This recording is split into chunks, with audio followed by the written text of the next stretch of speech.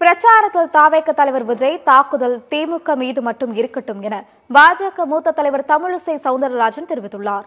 சென்னை விமான நிலையத்தில் செய்தியாளர்களை சந்தித்த அவர், காசாவில் நடக்கும் பிரச்சினைக்கு பிரதமர் மோடிதான் காரணம் என கூறுவது கண்டிக்கத்தக்கது என்றார்.